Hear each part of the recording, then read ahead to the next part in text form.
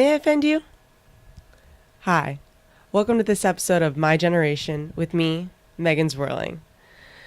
I'd like to share with you a troubling experience I had this weekend at a local eatery I frequent. So when I got there was a long line, so to pass the time, I noticed the people, the food, and then my gaze turns towards the display case. And what to my wandering eyes did appear? Racism. Yes, somebody call the ACLU or something.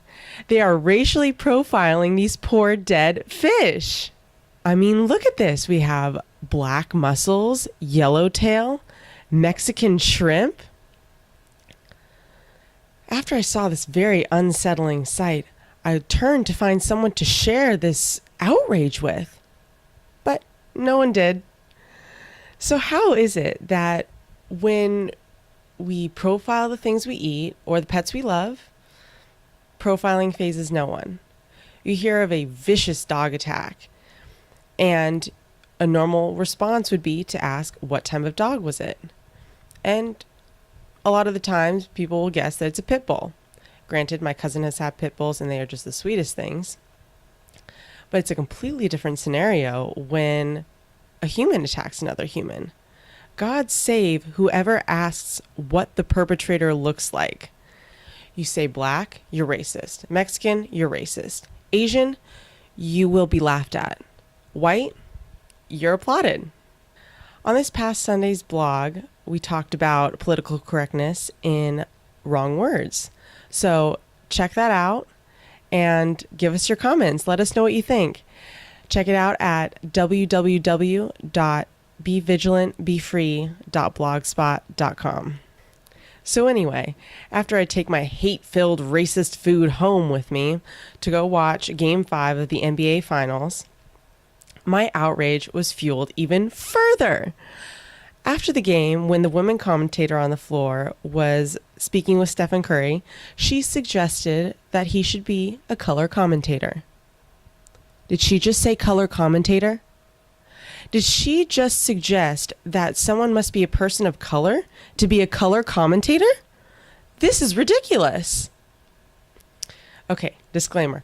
I actually do know what a color commentator means, but it did top off a great hate-filled racist evening, as well as proves a point. We as a society are living in fear of saying the wrong thing and offending someone and receiving reprisal for it. And this political correctness has shaped the way that young people speak today.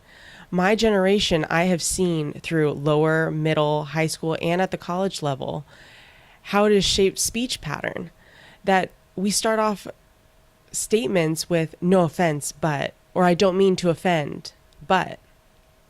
This is ridiculous that we are mired by rules that we may or may not know exist.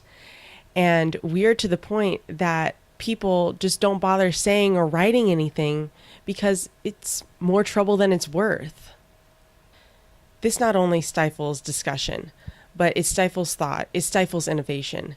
If people are afraid to speak, if they don't want to say what they're thinking, then they're going to stop having those thoughts altogether. And it's only a matter of time that these people stop having these thoughts altogether if we don't become vigilant.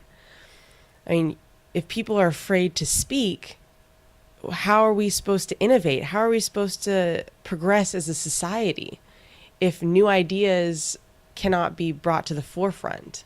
We as a society need to be vigilant because our First Amendment right, freedom of speech, is a protected right. Government cannot impede upon that. And we need to become vigilant, and we need to know that. This has been another episode of My Generation with your very offensive host, me, Megan Zwirling.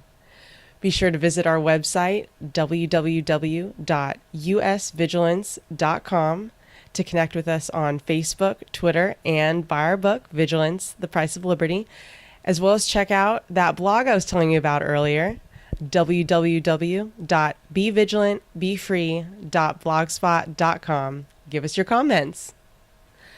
This is Megan Zwirling. Be vigilant, be free.